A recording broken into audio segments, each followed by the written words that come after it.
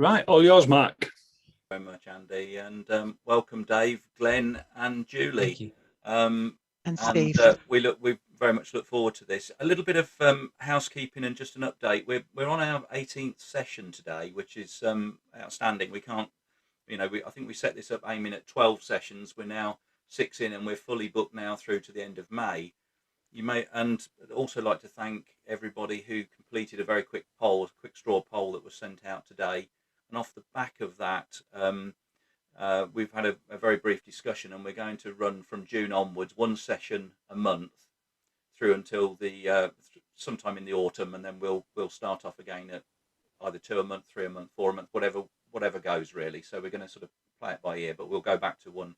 That was the 2/3 of 180 respondees came back with that, so we're really happy with that. Just as well, I think we should just pay. Obviously, I don't want to dwell on about COVID, but obviously a year in, and we're all looking upwards and outwards now to go out and do some flying. So let's be very upbeat about things and think of all the lost ones that are out there as well, because I know we've all lost somebody. But on that note, I want to pass over to something really upbeat: helicopters and helicopter competitions. Really looking forward to this. So, Dave and the team, please, leave it with you. Thank you very much. As just been introduced, my name's Dave Fisher. And before I go any further, I'd just like the other panelists to introduce themselves. So if I pass over to Julie. Hi, I'm the F3N competition secretary. So I sort of bullied and badgered the rest of the guys to come on here tonight. But yeah, over to Steve. I'm Steve Roberts. I'm the AHA's current treasurer and CM rep. I fly F3C precision helicopters and I'm current national champion. Thanks, Steve. And Glenn. Hello, I'm Glenn Davis, and I'm the AHA scale representative and the BMFA scale technical committee scale helicopter representative. And I fly scale helicopters, and it's my job to promote scale helicopters. Thanks very much, Glenn. Just coming back now to have a little bit of a chat, introduce myself a little bit more. I've been super passionate about flying from the age of dot, always passionate. That my parents weren't into flying. I don't know where it came from, but anything that flew from a paper dart onwards was of great interest to me. And initially, when I wanted to get involved in helicopters, they were really expensive, and hardly anyone could fly them. And whenever you asked about flying helicopters, people said, "Oh, you don't want to bother with those. They just dangle from the air. They don't really fly." So I got involved in fixed wing, and flew fixed wing for many years, right the way through from 10 years old through into 20s and so on. And I got fairly proficient with the flying of the aircraft. And one day, someone turned around to me and said, "Can you help me to fly some helicopters?" And I said, "Well, I don't fly helicopters." And he said, "Why is that?" And then I said, "Well, I'm not really interested." And he said, "Chicken." And it was true. I got to the stage of flying. Well, I was quite happy with my flying with the aircraft, and to start again from scratch was very daunting, very intimidating. But I got myself a small helicopter and started flying, and learnt the hard way. It was a long uphill battle. I didn't have many people to help me. And all the experience that I've gained from helicopters is from my mistakes, really, and that's where it comes from. So I'd like to be able to help people who want to get into the sport a little bit more.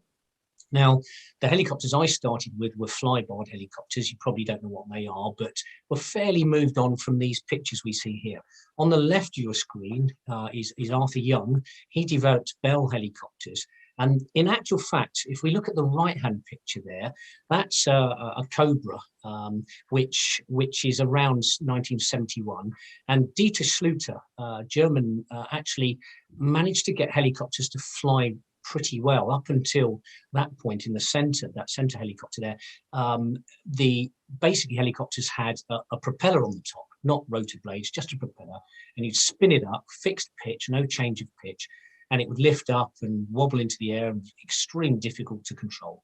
Now, Dieter Schluter actually brought in the flyby you can see on that picture, there's a bar that goes across the top with little paddles on it, little square blocks you can see there. And that was the secret of getting a helicopter to actually fly fairly well. Now, Arthur Young on the left there, that was 1941. So he was about 30 years ahead of Dieter Sluter here. And the way he got this helicopter to work is he put a bar across the top and then found you could put just a wheel on the top of the blades and connect them to the blades, and that acted as a gyroscope and stabilized the helicopter. So that got it to the stage where it would lift into the air and would not fly for you, but would actually make it more stable to the sense that you could think about what you were doing rather than the helicopter just darting around everywhere. Now that's fixed pitch. The problem you had with fixed pitch means that it's just like a propeller of an aircraft. You increase the power of the motor, that spins the blades faster, and then the helicopter goes up into the air and you can control the helicopter. But then when you want to bring it down, you've got to pull the power off the engine and wait for the blades to slow down to actually get the helicopter to come down. So as the blades slow down, it becomes more unstable, and then you start to lose control of it, and the descent becomes erratic. So the next stage on, if we look at these helicopters here, if you look, there's the micromold Lark. That was around Dieter Sluter time. That was a cheaper version. The Sluter helicopter was extremely expensive. You could almost buy a car for the expense of a helicopter. And that's what put people off. This micromold Lark was an introduction to helicopters, which was much more affordable. Even so, still fixed pitch. And then we start moving on to the 80s, where Horobo and a few other, Sluter as well, and a few other helicopters started to introduce collective pitch, which means as you put the power on the motor, you get a twist of the rotor blades, which lifts it into the air. And when you pull the stick back down, it's more reliant on the twist of the blades than the power of the engine, which brings the helicopter up and down. And it's much more proportional to the stick. So that made things nice. Much easier to fly. Moving on with a little bit of technology, you just see in the bottom there the CSM 360 heading lock gyro. Well, when helicopters first started, there were no gyros, and the gyro was used to stop the tail swinging around. As you put power in to lift up, the tail would start spinning. So with the Sluter helicopter, you would fly it forward, and it would have a big fin on it, and it would weather vane like an aircraft. And it was called walking the dog. You'd walk forward and keep it moving forward, and the fin would actually keep it straighter and make it easier to fly. Of course, if you wanted to hover, it became very, very tricky. So gyros came in, and the early gyros, what they did is they counteracted the torque of the helicopter, the twist of the helicopter, and would put a command in opposite to the twist and stop it spinning around and make it easier to fly. But the problem being is, as people got more adventurous and you wanted to to do a stunt, to actually pull the helicopter up and perhaps move the rudder around to do a stall turn, you didn't have any authority. When you moved the stick, the tail would be very, very slow, because the gyro didn't understand whether it was you putting a command in or whether it was an external wind force blowing the tail around or the torque of the motor.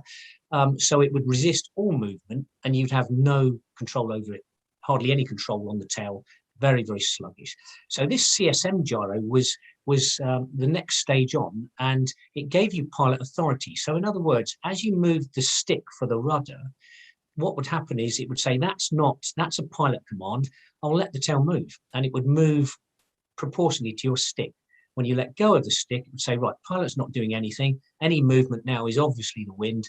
I'll keep it still. So, and that was probably around about 1998, 99 that heading lock gyro came in. So you can see the development from the 70s through to late 90s. Although it moved on, it didn't really sort of change that much for all those years. We sort of move on from there and get to the stage now from the noughties onwards, where probably about 2009, flybarless gyros came in, and what that would do is it got rid of that stabilizing flybar on the top of the helicopter and became electronically stabilized.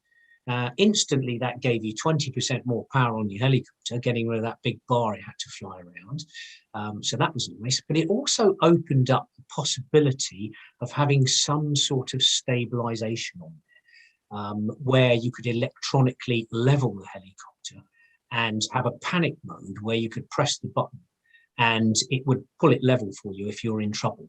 So that sort of opens up an area of introduction to helicopters that we've got now that you didn't have back in the earlier days. In the earlier days, you would literally have a big training undercarriage on your helicopter, and the bigger the helicopter was, the more stable the helicopter was. So the big helicopters were the choice if you were learning to fly.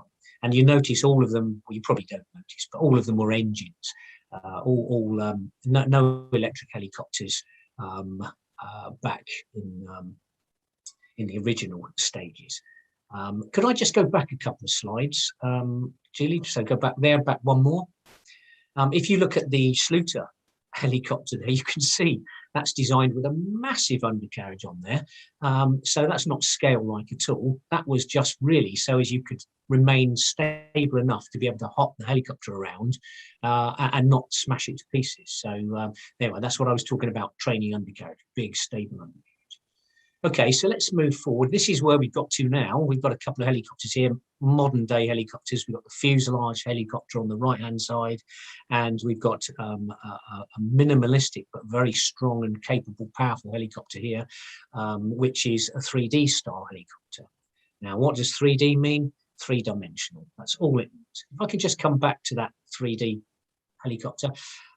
These helicopters here, they're all flybys now, and they can all be toned down to fly very gently or tuned up to fly with extreme power.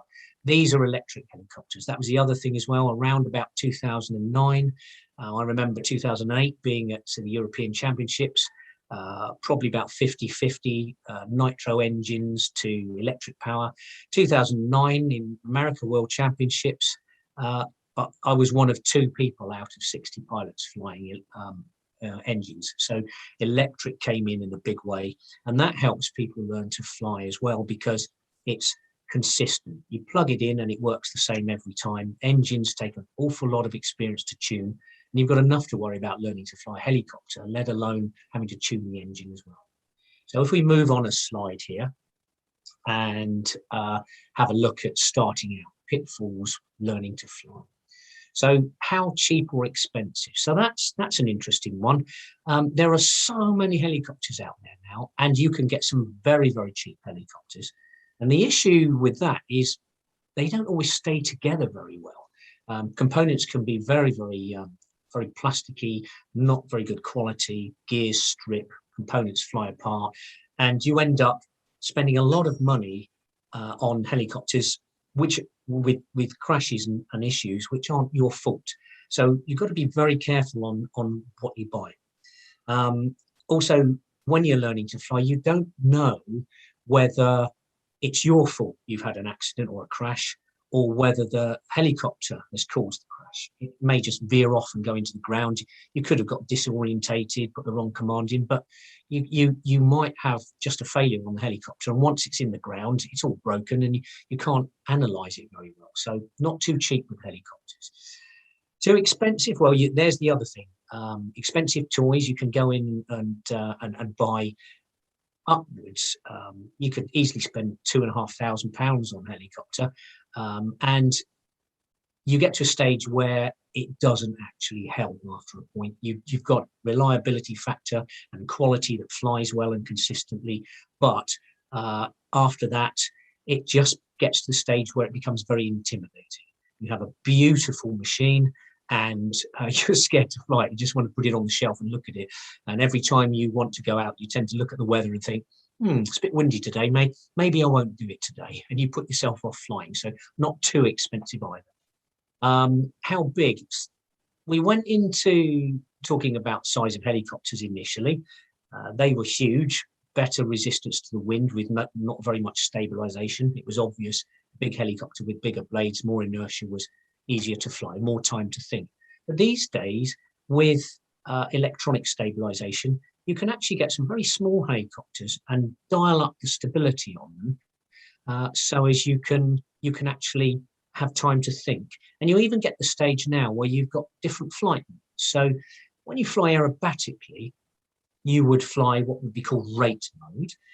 And that is a traditional way of flying, how everyone learnt to fly on aircraft and helicopters initially. When you put a little bit of stick in, it rolls at a certain rate, pitches at a certain rate, and you let go of the stick, it stays at that angle, it doesn't level, which makes it beautiful for aerobatics. Stays on line, tracks beautifully, goes where you point it. But if you're learning, you've got it. When you learn to fly helicopters, it's a bit like balancing a stick on your hand. If it doesn't self-level, you have to move the transmitter controls to get that balance. And rate mode is not the most stable. ATI mode, attitude mode, that is, however much you push the stick over, the helicopter will tip to that angle. So if you put your stick over at 20 degrees, as an example, the helicopter would tip to 20, and as long as you leave the stick at that point, it would remain at that angle. And when you let go, it would come back to level. That ATI mode allows people who haven't got access to clubs or haven't got access to people to help them, the ability to get airborne and start to feel the controls. So although if you want to move on, it's limiting, you have to tone it down. And that's the beauty. Modern electronics allows you to tone down gently and turn that stabilization down to get used to flying more aerobatically. Although you can tone that down, it's something that helps people, as we say, on the road. Stabilization features also built in, not just the ATI mode, but the panic mode. You're flying along, it's tipped over, you're not quite sure, it's perhaps turned round and it's gone nose in and the controls are opposite. You don't know how to level it, you just press the panic button and it'll pull it level. So a little bit of a warning on these things. They're fantastic to use as tools, but you have to be a bit careful. It's very easy to put a bit too much power on, take the helicopter up a bit high, use the stabilization, and now it's got higher and further away, and you get to the stage where you can't see it. So caution with the stabilization tools. Okay. Using a simulator, try to use the simulator as if it's the real thing. It's very easy to just thrash the helicopter around. You're not able to see depth very well on a simulator. You could be moving meters and meters off target where you expect to be. And when you try to fly for real, you don't realize that you're not actually putting the helicopter where you want it. You've just been chasing it around. The other thing as well is when you use the simulator, take it seriously. It almost, you would want to think about putting an electric shock to your chair, where when you have a crash, it gives you a jolt to realise that you've had a crash. Obviously, not a politically correct thing to do these days. But the other thing as well, debit some money from your bank account into the wife's bank account every time you crash. That's another incentive not to crash. So you need an incentive not to crash. The other thing with the simulator, which is on a serious note, if you're worried about not taking it as a training tool, when you have a crash, turn the whole computer off, reboot it, put it back on, and then you get to the stage you think, oh, I really don't want to do all that again. So it means you're really taking these crashes seriously. Okay. Second-hand helicopters, I missed that one out. Got to be really careful about second-hand helicopters. If you have experience, you can get amazing deals. People buy everything, get fed up, want to sell it on. But you also get a lot of helicopters that are built by inexperienced pilots. They perhaps have loose screws, they're assembled incorrectly. They might be a mix and match of helicopters. They might have had lots of crashes and have bent parts on them. And if you are inexperienced, you can end up really having trouble getting the helicopter going. I've seen it at a stage where people just give up before they even start because they just can't get the thing off the ground and they just don't know what's wrong with the helicopter. A quick example, I had a person come around and said to me, look, my helicopter's shaking like mad. I can't even lift it off the ground. Sure enough, it had a violent shape to it. And all it was is somebody had put a matched set of blades together.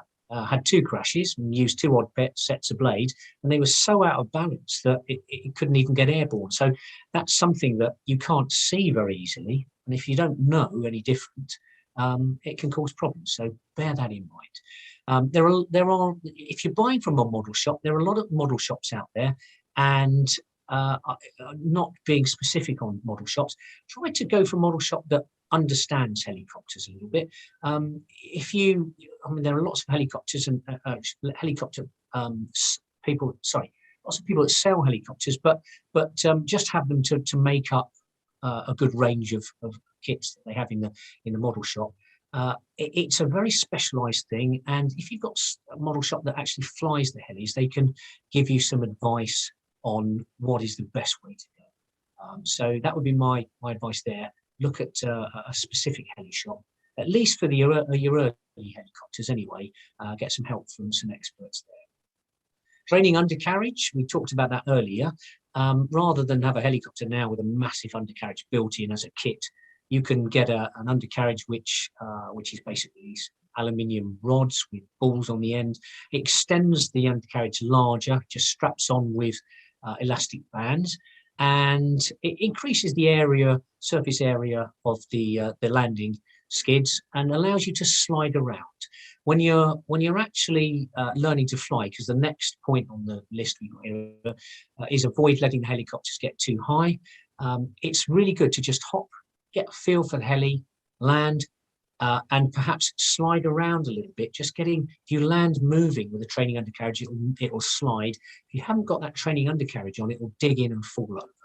Okay, so don't be ashamed of a training undercarriage. It will save an awful lot of money initially. Before you've mastered flying nose in, side on, and tail in angles, be careful about getting out into circuits. It's very tempting to get a basic tail in hover and then have a go at just flying around, particularly if you've flown aircraft. You tend to sort of think, right, let's get it moving and get it round in a circuit. Now, if you've flown an aircraft, your opposite control and basic aircraft control works. So that means that you can sort of get round in the circuit and perhaps get out the other side. But then you'll find that you only need to sort of pull the nose up a bit on the helicopter and stop, and find now that it's flying backwards, unlike an aircraft, and now it gets very difficult. So my advice there is early on, take some time to really master those angles, okay? And perhaps get some help from your club, join a club, get some help from people at the club on advice on how to fly. It will save money and save a lot of frustration. Okay, so here's a few helicopter makes that there are loads of helicopter makes around, but these are makes that have been around quite a long time, and they are all reputable makes, good quality to be able to fly and have a big range of different helicopters to suit your pocket and your flying ability. So there we are. Be careful of import helicopters. Nothing against China, probably everything's made in China now, but some of the Chinese companies copy other helicopter manufacturers and don't actually know exactly what they're making. Obviously, they know it's a helicopter, but they don't understand the ins and outs of helicopters. So cheap Chinese helicopters to be avoided. Try to go for reputable makes, as we just said. So moving on here, trying to fit everything in. We're getting now on to our aerobatic sportsman schedule, our F3C competition schedule. We have this F3C. What is F3C? What does that mean? It's just been used to identify the category for the competition. So competition aircraft, F3A, and you've got F3C helicopters, F3N helicopters, you've got gliders, and they all have these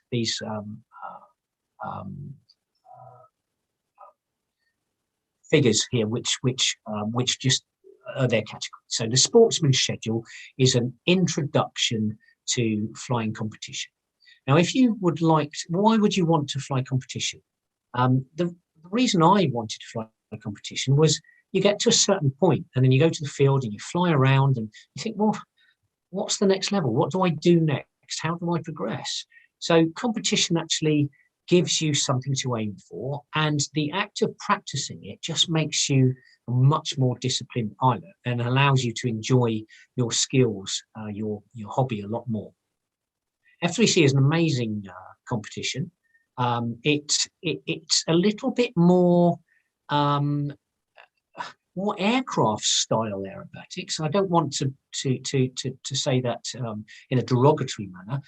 What I mean by that is, yes, you still flip and roll and fly backwards with helicopters, but it's flown in graceful, large, extremely accurate maneuvers, and you tend to fly with F3C with individual axes. So in other words, you fly along, you roll, you pull up, you use your elevator, then you use your rudder to do your stall turns or tail turns. So you're tending to use each axis one after another, whereas the F3N style or 3D style tends to use multiple axes at the same time. So a different sort of style of flying. Now, this sportsman schedule is designed to get people in. It's still taxing, but it's not so complicated or difficult or intricate as the F3C full competitions pro style schedule. And notice you've got 2 hovering maneuvers, and a helicopter is a hovering machine. So you need to be able to test your ability to hover. And that's the reason behind you have your hovering maneuvers there. It is a real skill to be able to hover. You would have 2 flags out, your center mark point where you take off and land, and a flag either side, 10 meters apart. When you take off and land, it's a vertical takeoff and a vertical landing at the end of the maneuver, and you have a 1 meter circle. Now, when you land, you have to come straight down and a beautiful touch into the center of the circle. If your skid is touching the circle, that's a point off. If your skid is touching the circle and your mast is outside that circle, that's 2 points off. And considering you only get 10 points for the whole hovering maneuver, you could lose a large proportion of your points just on the takeoff and landing. So accuracy and control there is very important. You lift up at a certain speed. Once you lift up, that's the speed the rest of the hovering maneuver is flown at. And you would move back to the flag, and then you might have a climb. The first one is a triangle. It climbs up and it rotates as it climbs up, hovers at the top, rotates as it comes down, and hovers at the next flag, back to the center and land. Now, when I first had a go at this, I looked at the schedule and I thought, yeah, it looks fairly straightforward. I went through the maneuvers and thought, well, that's reasonable enough. I went to my first F3C event and I came last. Of course I did. I had no idea of how precise these maneuvers were. And I thought hovering, that's the easy bit. But actually, I think the hovering was probably more complicated than the aerobatics. If we move on quickly there, we've got to, just without going into great detail, the maneuvers here, as you can see, are well spaced out.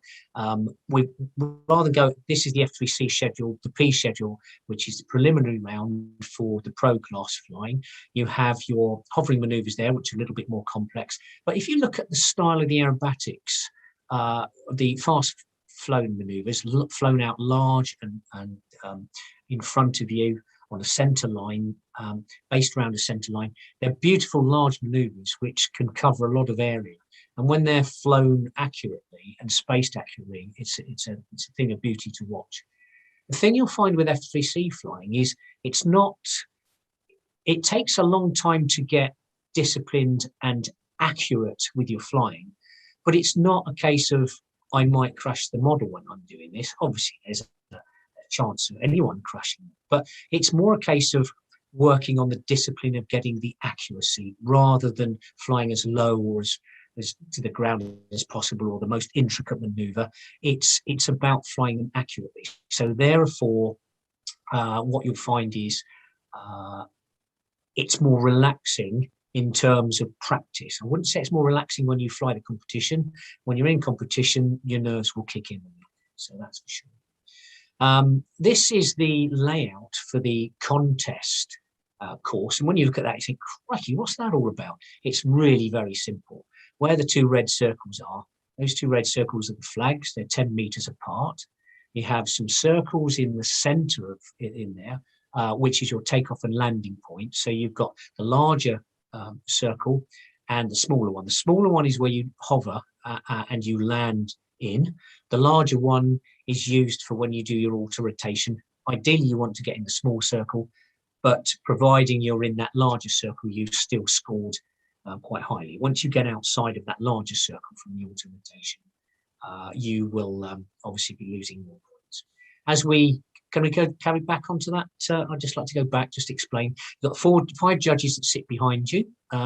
They're scrutinising everything you do. And you are standing, when it says P for pilot, you're standing 9 meters back from that central hovering point. With F3C, all the maneuvers are the same. They run for 4 years, and every pilot flies the same maneuvers. So you don't have to work out in your head what you're going to do, what order to fly. It's all been worked out for you, and you fly them to the best of your ability. So yeah, it's easier to practice. You don't have to think about what to do. You can work on these maneuvers that you're given from the FAI manual. That little arc, Julie's just moving on there, just go back. The little arc there, what you would do before you start, the previous pilot is finishing off his round, and the timekeeper will come up to you and say, right, you've got 2 minutes in the start box. You can lift up and hover from the right-hand side here, get the feel for the wind so you can get your model all trimmed and set up correctly, ready to fly. And then they'll ask you to land as the pilot is doing his auto rotation. When he's finished, he'll walk out the left-hand side and you'll fly your helicopter in well away from the judges in that arc around into their center circle, ready for your flight. Okay, just been warned, I've been going half an hour. I've got my timer here. So this is the very beautiful F3C team. The models are beautiful as well. There we go. So, but what I wanted to state here is you look at that and you think, wow, how can I get into that? How can I get into that sort of competition? That's thousands of pounds worth of equipment. You don't have to. You could use a 550 size, and for people who don't realise, that's 50. These are 700 mil blades. You could use a 550 mil helicopter blades, pod and boom helicopter without a fuselage to go into the sportsman class, and you could do very, very well with it. Some people have won with pod and boom helicopters. So you don't have to have all this fuselage, all these fuselages and beautiful helicopters to compete. They're not quite as beautiful, this team. This is the F3N team. But they nevertheless very skilled pilots. This F3N style competition runs alongside F3C. You'll notice here that we've got a selection of helicopters there as well. We've got the pod and boom style helicopter. We've got the fuselage style helicopters as well. Anything goes with the helicopters here. You don't even have to have a specific size helicopter. Okay, so the difference with the F3N is we have set maneuvers, and you choose 7 out of 40 maneuvers. Okay, and they have various K factors, which means that you've flown your maneuver, and then if it's more difficult, it will have a higher K rating, and your score is multiplied by that K rating. The problem is people tend to think, right, I'll go for the most complicated maneuver, and then they find they can't fly it very well, and because it's a high K factor, they score very poorly, and they don't do as well as if they had flown a lesser K factor maneuver. Now, how do you start with this? Some of these maneuvers are extremely complex on the F3N, and you have to choose the 7. So you've got to work out your order that you're going to fly them. You can do that yourself, and you pick the maneuvers that you can fly well. It's better to fly well, and you'll score more by doing that than just trying to go for the most complicated. When you come into the F3N, there is no preliminary round. There is no beginner schedule. There are just different K factor maneuvers, and you fly in the same competition as all the other pilots. Now, you could say, well, that's not very nice, because how am I ever going to get any results? Well, firstly, the way Julie runs competitions, if you're below 60% of the top score, you go into the sportsman class, and you can win anyone below 60% they're all in that side of the marking, and they can get a trophy being in the sportsman class. And then pro class is 60% and above. But what it does mean is you're always flying against good pilots, and you can really judge how you're improving. And just to say there, when you come along for a competition, it's not about winning the trophy. And I remember being told that as a kid. It's not about winning, it's the taking part. It truly is that. Your flying skills come up dramatically, and taking part teaches you so much. And if you don't concentrate on winning trophies and you concentrate on improving your score every time you go, then you'll flying will come on leaps and bounds. It's very, very friendly at the competitions. Everybody helps. If you need advice, people are there for advice. Even after your flight, the judges will critique you and give you guidance on how to score more. So very friendly, a great atmosphere, and very worthwhile coming along. This is the F3N contest layout. This is even simpler. You just have your helipad, your 1 meter circle, and a straight line out through the middle, which depicts your centre, and you have your judges behind, anything 3 to 5 judges. And the same thing is, you can carry your model out. You don't have to fly it out. You can carry it out and put it in the centre when the previous pilot is finished. And then when the judges are ready, you have your schedule to fly. The F3N has 3 schedules. It has the set maneuvers, which is a bit like F3C in the sense you have maneuvers that you pick and you fly, and the judges know what you're going to do, and they know what order you're going to fly them because that's pre-printed. And then you will have a freestyle flight, which is 3 to 4 minutes, where anything goes, but you're marked on precision, you're marked on your creativity, and you're also marked on difficulty. So if you start adding in maneuvers which are a bit more complex, you'll be marked on that. Notice there's no wow the crowd in this competition. It's not fly as low as possible, as fast as possible.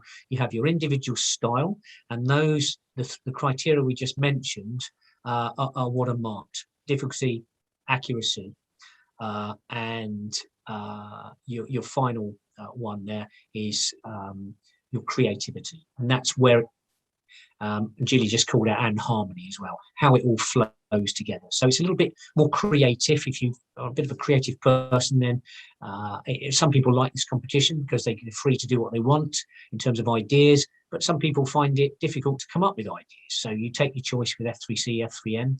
The music flight, that's always entertaining. It's flown to the music, not with the music. So you want to emphasize beats. You want to actually, you're marked on your accuracy, your difficulty, but to a lesser extent the difficulty, more about accuracy and flight to music. So 3 different areas which always make the F3N very entertaining. F3C, I must admit, it's really good fun to do.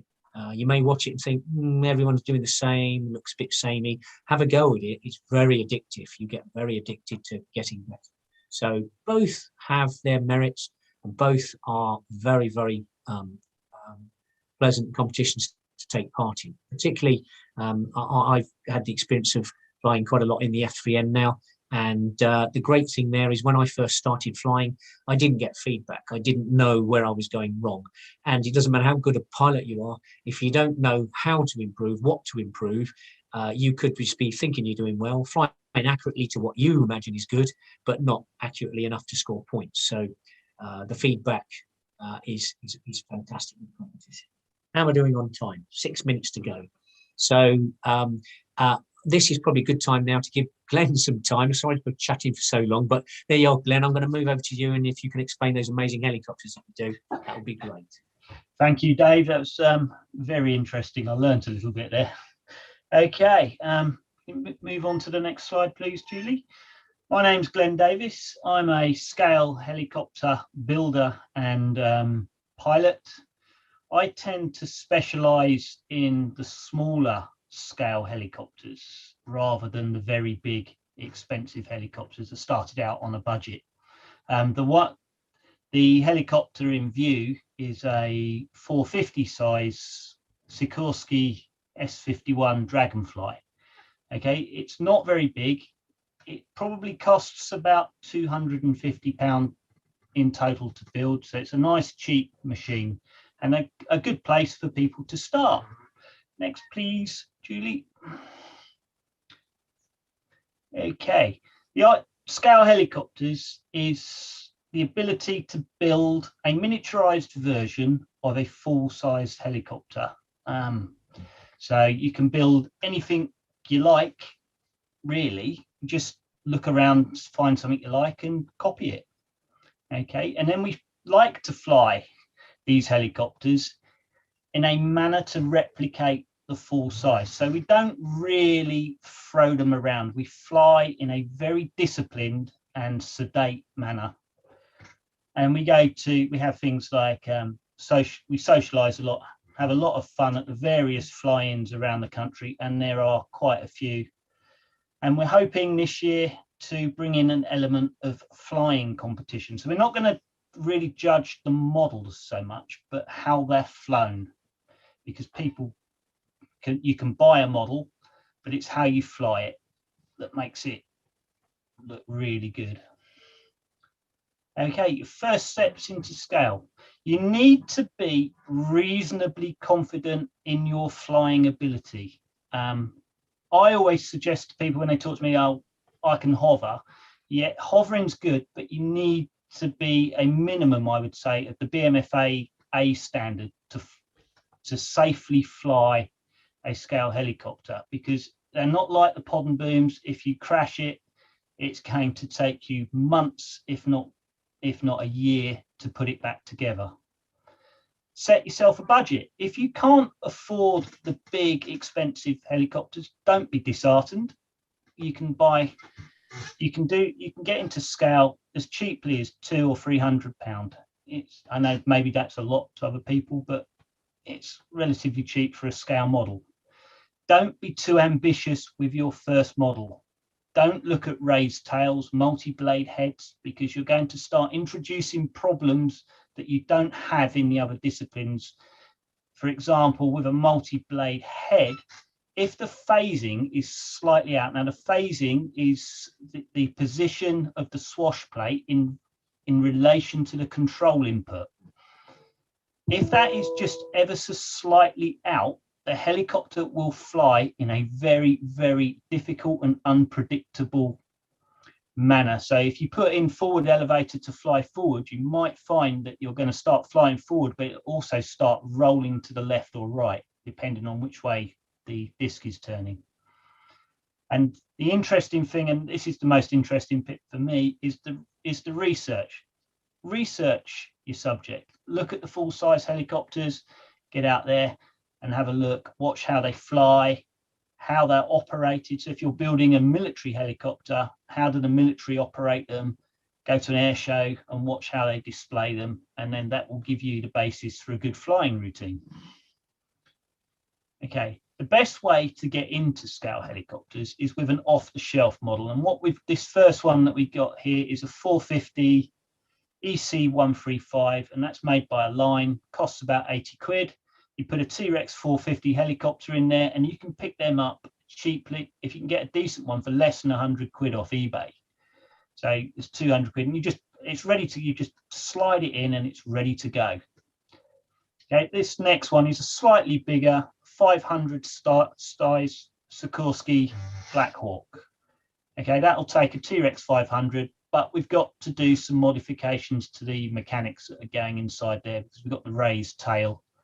We need to raise the tail up, and these ones, they just take a pod and boom type helicopter like that T-Rex 550 there. So you just slide it in. Okay, so you've got your basic helicopter, and this is the bit that I like. I like to be different to everybody else. So I've got this Align EC135. Everybody's got one of them, so I want to be different. So I go and research the helicopter, and I found that my local air ambulance is also an EC135. So I was talking to the pilot because it happened to land on the field next door to my house. Next pic, please, Julie. I was talking to the pilot, and he was kind enough to let me take some photographs. And then I came home, spent 2 months in the workshop, next one please, and built that helicopter. You'll notice that this helicopter has a fenestron, but it doesn't. It still has a tail rotor. 450s are a little bit small for a fenestron. So what we do is we use black blades and black tail rotor hubs. And when they're spinning at 8,000 RPM, they literally become invisible. 3D printed the dummy guide vanes in the fenestron, and when it's flying, it actually looks like it's got a fenestron on there. Okay.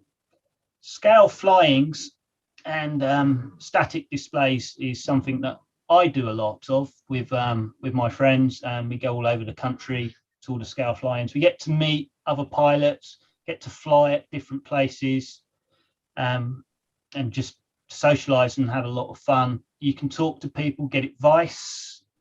Some of them you had public coming through, but not very many.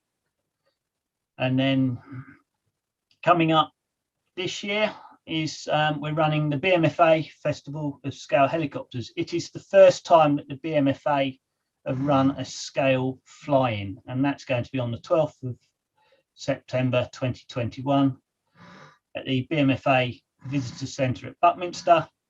It's going to be predominantly a scale flying, but we are going to have an optional scale flying competition. The beauty of Buckminster is there's plenty of space. So while flying, the general flying is going on part of the site, the competition will be going on separately on another part of the site. So everybody can join in and have a great time. Well, that's the hope. And you can contact me if you want more information on that.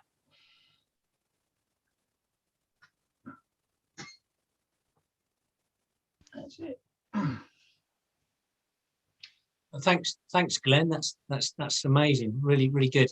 The fact that you're doing the fly in there is what people need to be introduced. And I'm just coming in quickly here because I forgot to put it in. Because of COVID, there hasn't been the events, but normally the F3C or F3N would have a season opener, and it now includes Glenn with the scale. So with a season opener, it gives the opportunity for people to come along and ask all the questions that they wanted to know and talk to pilots. Are very approachable, and it's worth going along and finding out everything you need to know before you get involved. And another one, a good one, is Charmouth Fun Fly. That didn't go ahead. We should have been in April. It's not going to go ahead, but same again. You'll have scale flying there. You'll have people who fly competition, and they're there flying fun. So that's the time to catch people and find out how to get involved if you want to get into the competition with the scale flying. So brilliant.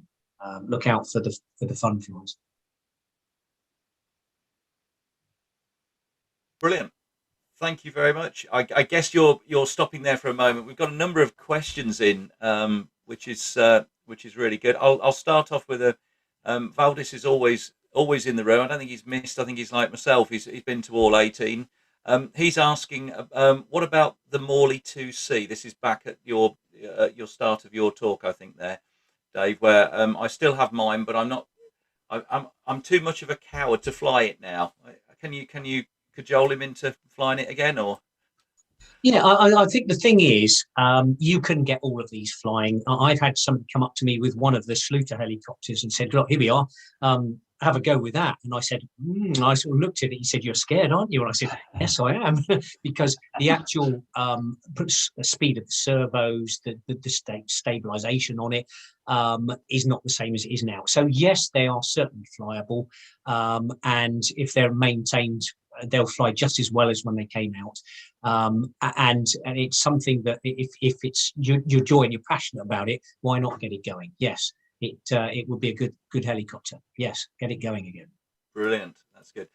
Mark Duffy asks, what is the difference between flybar and non-flybar with regards to handling, etc.? Is flybarless better? Okay. When flybarless first came in, no, it wasn't better. I mean, in some ways, if you're flying aerobatically, then flybarless, yes, was better. And I'll come back to the reason for that in a second, but the handling near the ground was awful. So basically what would happen is the helicopter would be sitting on the ground, and perhaps you might push the stick a little bit, and the gyro would say, oh, the pilot wants me to tip over to the right. Of course, it's on the ground, so it can't. So now you let go of the stick. You don't know you've even hit the stick. You feed in some power, and that gyro saying, well, the pilot wanted me to go, and I haven't gone yet. So you lift up, and now it flicks over. That was the problem with the initial flyby. Now it's got to the stage where, yes, it is better. But in the early days, you'd have all sorts of idiosyncrasies, and flyby had a nicer feel. The reason it doesn't flick over now, it has a decay time on it. So if you flick the stick, gyro says, well, I haven't actually moved, but for quite a period of time now, in milliseconds, I'll now put myself back level again, and therefore it handles quite nicely. At one time as well with flybars, when you used to do a pirouette, the flybar would actually react with the wind, and it would hold it fairly central to the mast. The original flybars would actually pirouette off down the field with the wind, whereas now it has pirouette compensation. It can actually compensate a little bit for the wind, and therefore that flies quite nicely. But where it really scores now is if you're learning nose in. With a flybarred helicopter, when it's quite windy, you have to trim it. So you lift it up and you put some trim in, like an aircraft, to get it to sit still. And then when you turn it round, the trim isn't correct, the opposite way round to the wind. So you have to hold an input on the stick to stop it from drifting. Whereas with flybarless, it's always trimmed correctly. So you can actually learn to get nose in and pirouette nicely with flybarless where you couldn't before. Also with aerobatics, it just tracks better. At one time, the faster you got, the trims wouldn't work. You try to roll in a straight line, and it would corkscrew out, and you'd have to put mixes in. Flybarless, you don't have to do any of that now. It just flies true all the time. So hopefully that's answered your question. Thank you. Chris McCowidge asks, which simulators would you recommend for AB initio and conversion from fixed wing when learning to fly a helicopter? Okay, there are many simulators out there, and they're all quite good now. Something like AccuRC is quite good. Next is good as well. And Steve, I don't know whether you know of any simulators other than those which you would use. I think real flight is, if you're coming from fixed wing, you've probably flown real flight. That's more fixed wing orientated, but has got helicopters on it. As Dave says, AccuRC is probably what I've used the most, and there's a lot more in that you can actually change parameters easily, so you can set your model up like your own model. Thanks, Steve. Probably real flight or AccuRC. Accu for me. Brilliant. That's good. Thank you. Phil Russo asks, I have an old Crash Thunder Tiger 30 with expensive aluminium upgrade. Should I just get rid of it, or is it possible or worth upgrading to fly barless? Okay. Glenn's shaking his head. I can see there already. In principle, I mean, the Raptor's everybody's favourite. At one time, everyone had one, and you can see why you want to keep it. They fly really well, and there's nothing wrong with the way they fly. But the problem is spares now. It's starting to get very difficult with spares. Electric is the easier option. Plug and play, you don't have to fiddle around with engines. And to convert that would be a lot of work and very difficult to get the parts. So it's probably better to move on and get something a little bit more modern. Consensus there. Alex Blackwell, regarding electronics, what do you think of ArduPilot? ArduPilot. I must admit, I don't know what that is. I don't. ArduPilot. What do you know, Steve? No, never heard of it before. No idea. Never heard of it. Could we get some feedback on that? What ArduPilot is? What it actually does? Well, it's a flight controller, isn't it? It's part of the Ardu range, I think, of electronic controllers. But I don't know anything at all about it. So are they more flight stabilizers for aircraft? We're being told it's for drones. So possibly if we can get some expanded questions on that, we can get somebody to answer that probably. Okay, just to come in there, with helicopters and drones, drones tend to have a lot more stabilization on. Helicopters, really, a traditional helicopter, if you don't do anything within 3-4 seconds, it'll be in the ground. So helicopters are very much traditional flying skills, and would be very much like flying a full size. So that's probably why we're not so into the Arduino if it is a stabilization device, or with drones. We just don't deal with that type of radio with helicopters. We're just reading that Arduino is for, I missed that one, autonomous control of various vehicles, planes, submarines, helicopters, drones, land-based vehicles. So yes. Yes, so that's why we probably wouldn't heard, because we would fly traditionally. Yes. Brilliant. Well, we all learned something new today, so that's good as well. Always. Yeah. Kenneth Morton asks, is a BMFA A or B cert required to fly at the scale do at Buckminster? No certificates required. Easy one. Keith Lawton, coming from flying drone as a PFCO holder, is it time to move on? So it is time to move on, or so which would you recommend first? Learning to fly a heli or start with a plane? Thanks. Helicopter. Okay, so one of the things with the helicopter, what with planes, they are very much more relaxing if you want them to be. The disadvantage with a plane is that you have to learn the landing and takeoff last. You normally get someone to help you when you're up in the sky, and you get someone to land it for you. Whereas with a helicopter, you're learning the landing and takeoff first, and you can keep it and go from the ground up and keep it low, and therefore you can be on your own earlier with a helicopter than you can with a fixed wing aircraft if you haven't got very much help. Tony Butterworth, is there a reliable source of spares for the older generation of helis? And what age does obtaining spares start to become an issue? Wow, that's a difficult one. It depends on the manufacturer, really. Things seem to be moving very fast now. It's always possible to get spares. Look on eBay and the second-hand markets.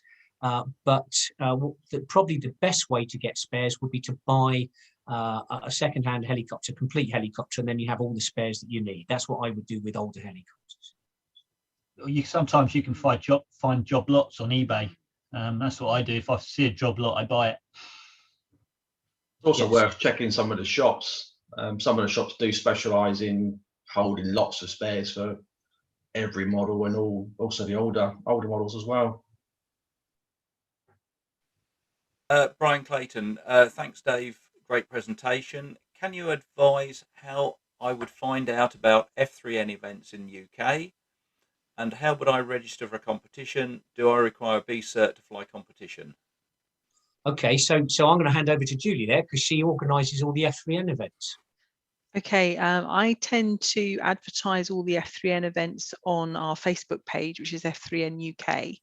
Having said that, once they're confirmed, they will also go on to the BMFA events calendar. I haven't as yet finalised details for F3N competitions this year, so I'm just waiting to see how restrictions pan out.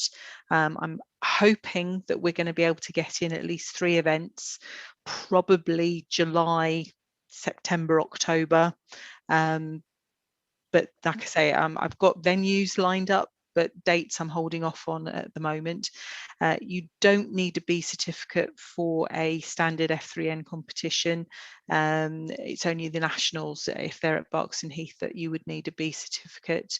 And the other question was, how do you register? Again, on the F3N UK Facebook page, I will open up entries normally a month before the competition, and you can just email or message me and let me know that you want to take part, and I will then require your chosen set maneuvers and your piece of music 3 or 4 days prior to the competition, because I need to get all the judges' sheets printed out and make sure that the music is all sort of sorted out for everyone, so we don't have any issues on the day.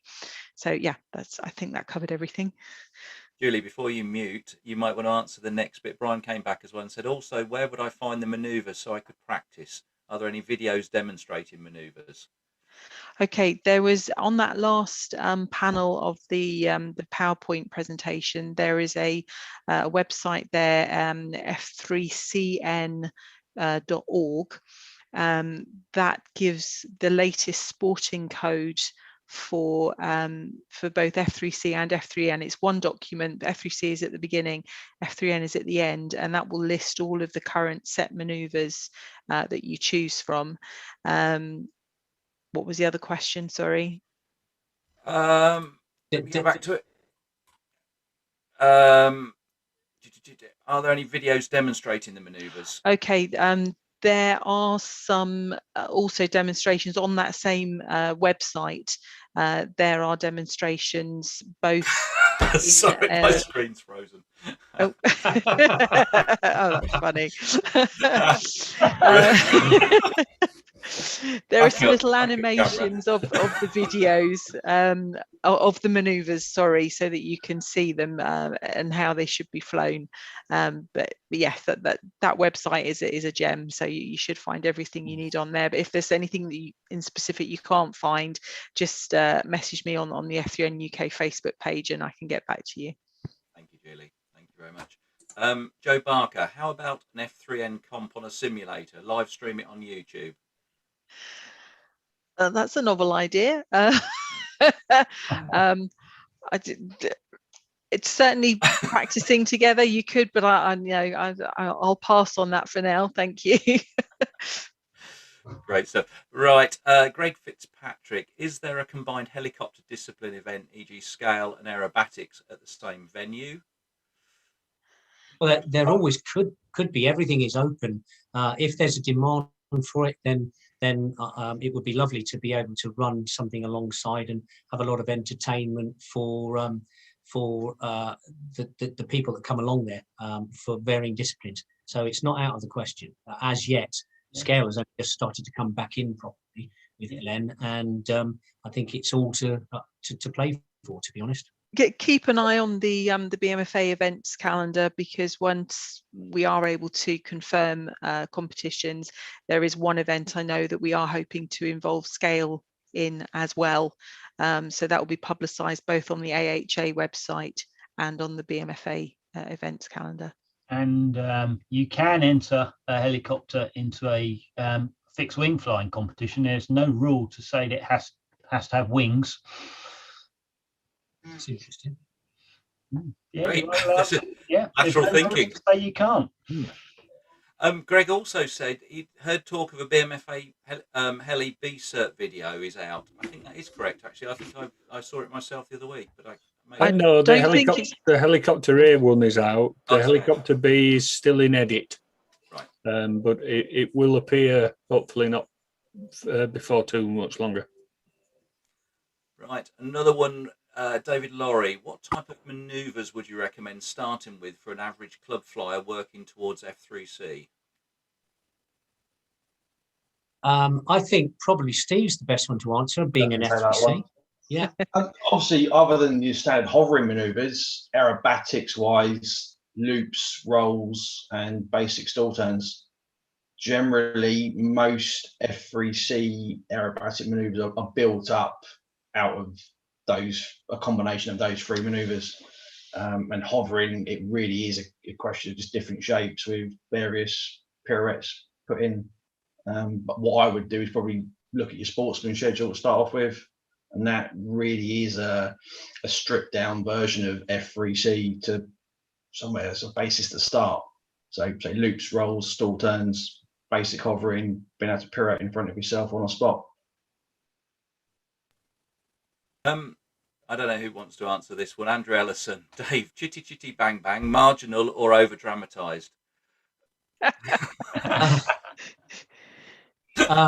Chitty chitty bang bang. It was it was marginal, absolutely. All of the equipment had been bought prior to getting involved.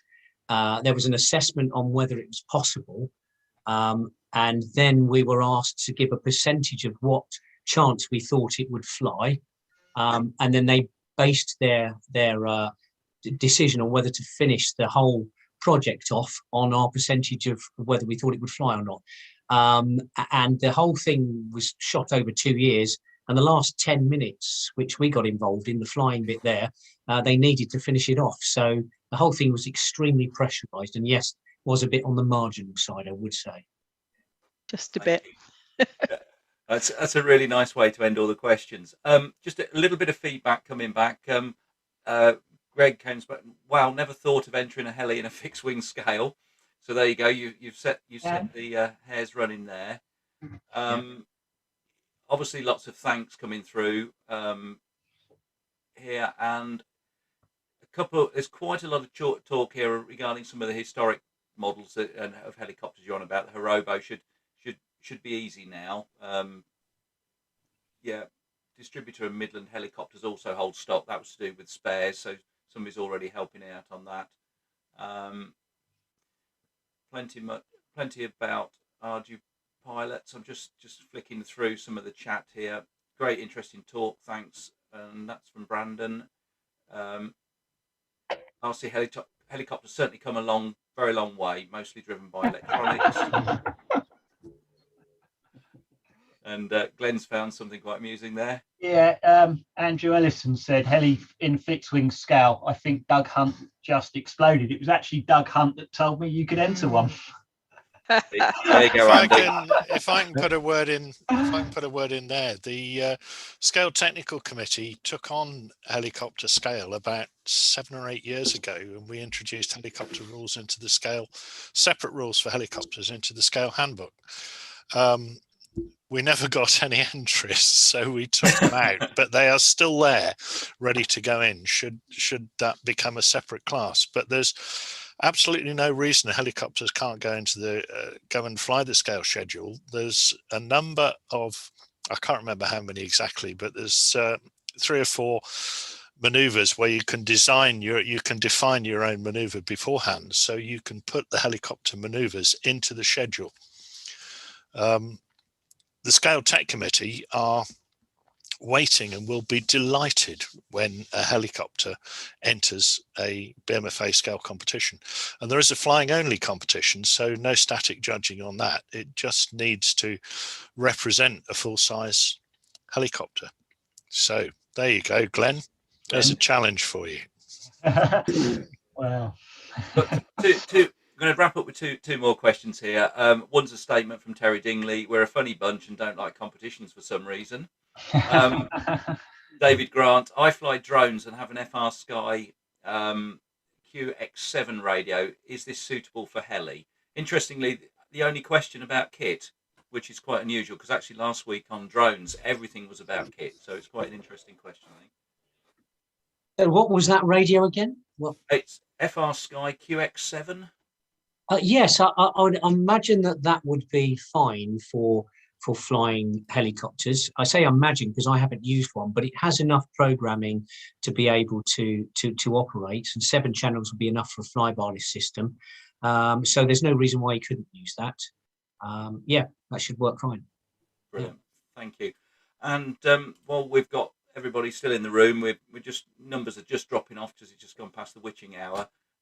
But next week, just to sort of remind everybody that we've got classic aerobatics with a good friend of ours, Martin Kinder.